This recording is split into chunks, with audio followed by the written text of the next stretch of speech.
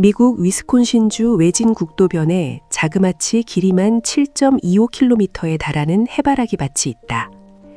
해바라기가 빽빽히 피어 넘실거리는 모습이 황금빛의 바다가 파도치는 듯한 장관을 이루어 수많은 사람들이 찾는 곳이 되었는데 한 남자의 손에 의해 만들어진 것이다. 돈의 아내가 암으로 이달 시한부 판정을 받고 집 주위에 아내가 좋아하는 해바라기를 심기 시작했고 아내는 무려 9년이나 더 살았다.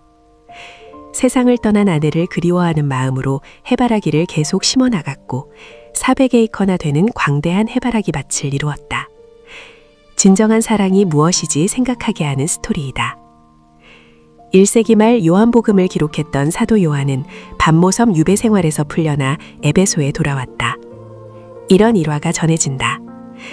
그의 설교를 듣기 위해 제자들이 부축하여 강단 의자에 앉히면 백발의 요한은 늘 같은 말을 했다.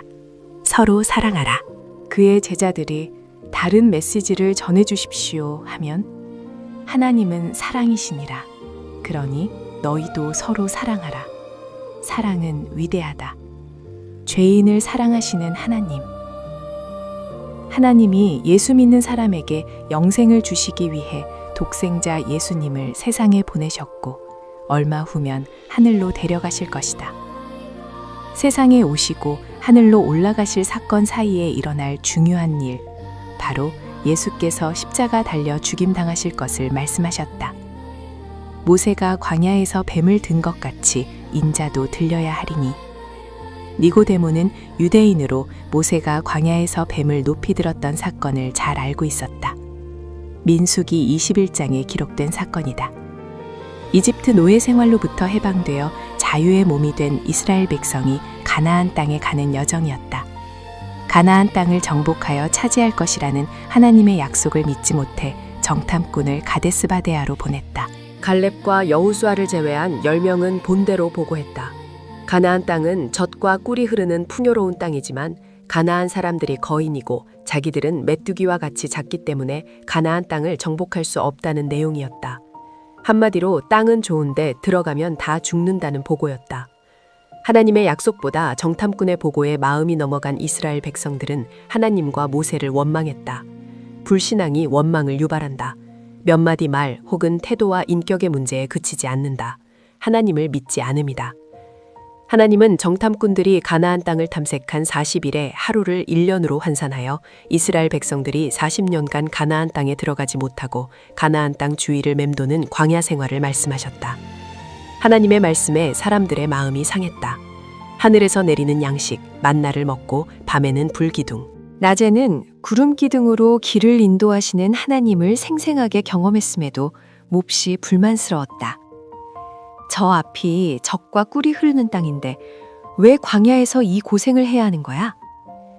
자기들의 불순종과 불신앙을 생각하지 않고 하나님을 원망했다. 결국 참을성이 바닥났고 가나안 땅 바로 남단인 호루산을 떠날 때 불만이 폭발했다. 북쪽으로 가면 가나안 땅인데 남쪽 홍해로 가는 길로 가서 에돔 나라를 돌아가야 했다. 전과 같이 하나님과 모세를 원망했다. 왜 우리를 이집트에서 데리고 나와서 이 광야에서 죽게 하는 거요? 여기에는 먹을 것도 없고 마실 물도 없습니다. 이 형편없는 현실이 이제 지긋지긋합니다. 불신앙은 인격과 같이 말로도 드러난다. 곰곰이 언어 생활을 집어보면 불평하는 불신앙인가, 감사하는 신앙인가를 짐작할 수 있다. 내 말에 신앙의 실제가 담겨 있다. 그러자 하나님께서 백성에게 독사를 보내셨고 독사가 백성을 물어 많은 사람이 죽었다. 그들이 모세에게 와서 우리가 당신과 여호와를 원망으로 죄를 지었습니다. 여호와께 기도드려서 이 뱀들을 없애주십시오.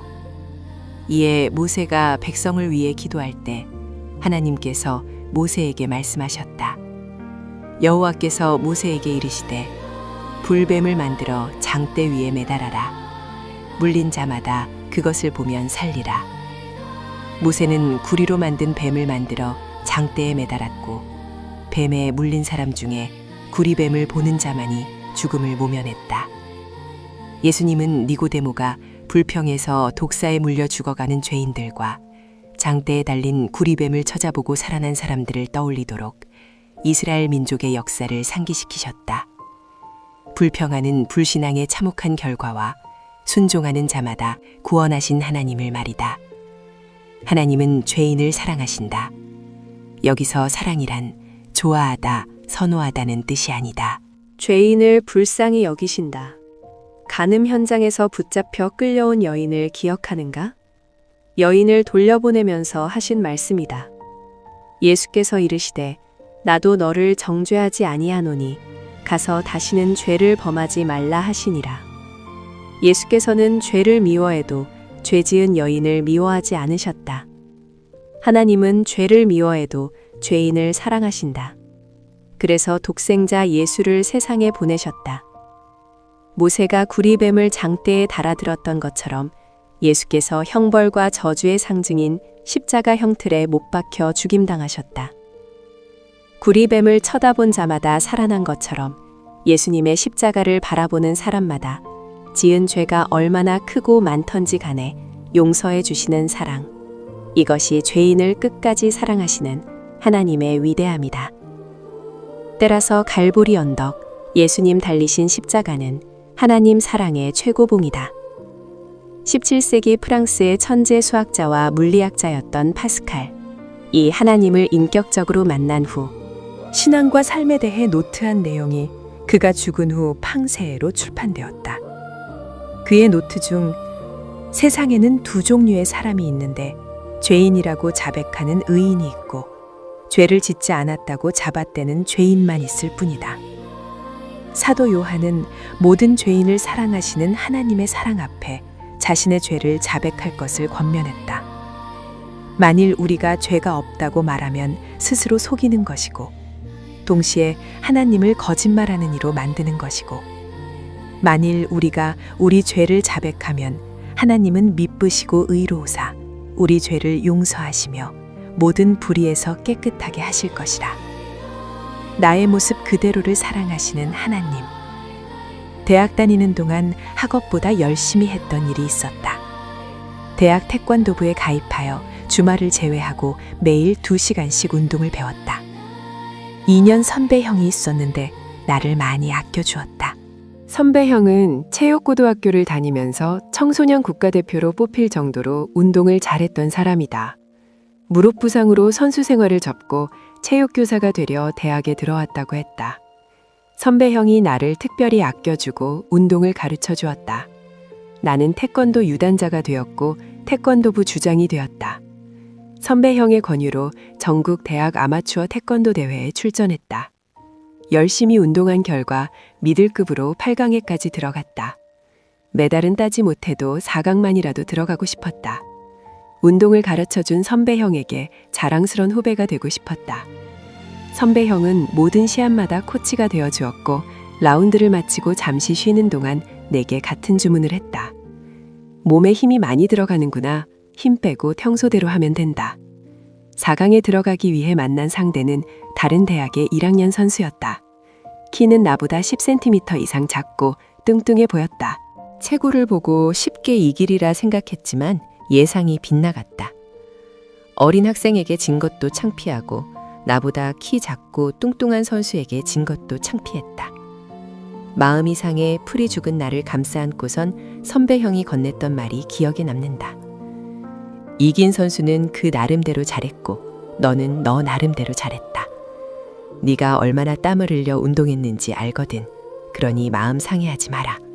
열심히 뛰어줘서 고맙다. 선배의 얼굴은 가물가물해도 그의 말을 잊을 수 없는 이유가 있다. 나의 마음 그대로를 인정해 주었다. 뭔가를 잘하거나 잘난 사람은 인기가 있고 사람들이 그를 좋아한다. 재력 있는 사람을 좋아한다.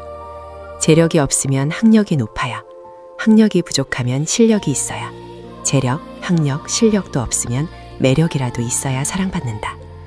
이것이 세상 사람들이 당신을 사랑하는 시작점이다. 그런데 하나님은 다르다. 당신을 존재 그대로를 사랑하신다. 하나님이 세상을 이처럼 사랑하사 독생자를 주셨으니 이는 그를 믿는 자마다 멸망하지 않고 영생을 얻게 하려 하심이라.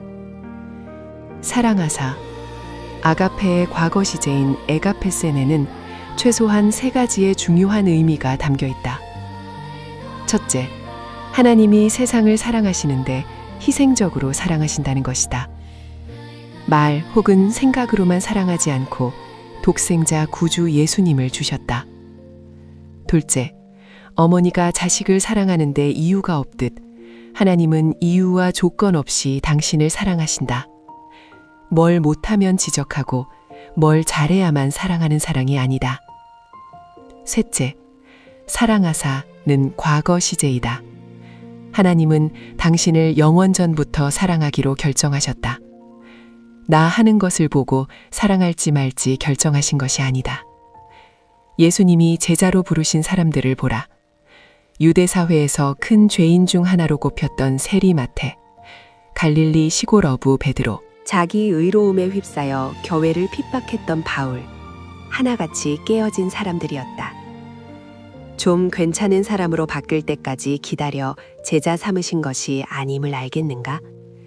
따라서 예수 믿은 사람이 죄를 자꾸 지으면 구원을 잃어버릴 수 있다는 말은 거짓이다.